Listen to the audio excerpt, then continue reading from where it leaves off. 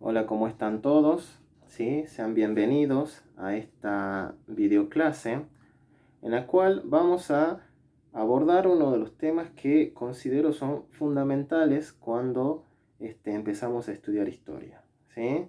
Que es el estudio de las fuentes históricas. Bien, las fuentes históricas, ¿sí? Básicamente podríamos definirlas como aquellas que utiliza el historiador para elaborar el relato histórico, ¿sí? Cuando hablamos del historiador, tenemos que pensar en aquella persona que trata de reconstruir el pasado, ¿sí? Y lo tiene que plasmar por escrito, ¿sí? En definitiva, el historiador es la persona que escribe la historia. Es decir, que si ustedes agarran un libro histórico, un libro sobre historia o ya sea un manual, efectivamente la persona que escribió ese libro, ¿sí? La información la tuvo que sacar de algún lugar, ¿sí? La información, ¿sí? Cuando uno escribe la historia, no está basada en ideas, en suposiciones. Bueno, a mí me parece que San Martín cruzó los Andes. No. Sí o sí, toda afirmación que el historiador realice necesita estar respaldada por una información que provenga de alguna fuente. Bien, es decir, que si alguien viene y me dice que San Martín no cruzó los Andes, bueno, efectivamente es porque la información la sacó de alguna fuente, es decir, tiene la prueba para demostrar que San Martín nunca cruzó los Andes. Bien, la importancia de la fuente histórica radica puntualmente ahí, ¿sí? No se puede escribir historia sin la existencia de una fuente que me brinde la información, ¿sí? Es decir, sin la fuente histórica prácticamente no existiría el laburo que realiza el historiador, ¿sí? Todo historiador necesariamente necesita remitir, ¿sí?, al análisis de las fuentes antes de afirmar una idea que tenga en mente. Bien, hay diferentes formas de clasificarlas a la fuente histórica. Básicamente la clasificación remite, ¿sí?, a dos formas que didácticamente se han aceptado, ¿sí?, pero que no son las únicas, ¿sí? Por lo general se divide la fuente histórica en dos tipos, ¿bien? En fuentes primarias y fuentes secundarias, ¿sí? O también se la puede dividir en fuentes directas y fuentes indirectas. Veamos cuál es la diferencia entre cada una. Bueno, como fuente primaria o fuente directa, ¿sí?, es el grupo que va a englobar a todas las fuentes fiables de conocimientos, ¿sí? Son fuentes directas, por ejemplo, ¿sí?, las fuentes escritas, ¿sí?, como por ejemplo leyes, como ser decretos, como ser incluso algún rollo de papiro que se ha encontrado del Antiguo Egipto, ¿sí? Y la información que brinda es fundamental, entonces constituye una fuente escrita. ¿Bien? También tenemos fuentes materiales, que son aquellas que, bueno, como la palabra lo dice, constituyen materiales que podemos palpar, ¿sí?, y que por lo general responden a fuentes que son encontradas en sitios arqueológicos, ¿sí? Sin embargo, eh, la gran mayoría de fuentes directas requieren un estudio muy exhaustivo, ¿sí?, para reconstruir el pasado, ¿sí?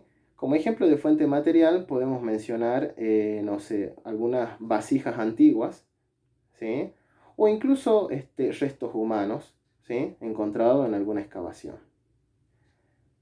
Dentro de las fuentes primarias también podemos mencionar a las fuentes iconográficas, ¿sí?, como por ejemplo aquellas que algunas clasificaciones le incorporan dentro de las fuentes materiales. La iconográfica, como por ejemplo las fuentes gráficas, que serían fotografías, filmaciones, etc. Bien, y también las fuentes orales. Las fuentes orales sería otro tipo de fuente que podemos englobarla dentro del grupo de las fuentes primarias.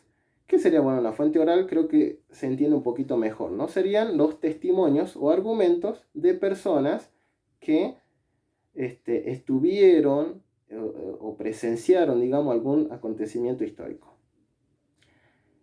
Hasta hace algunos años las fuentes orales tenían un grave problema, pues no eran consideradas realmente fuentes, ¿sí?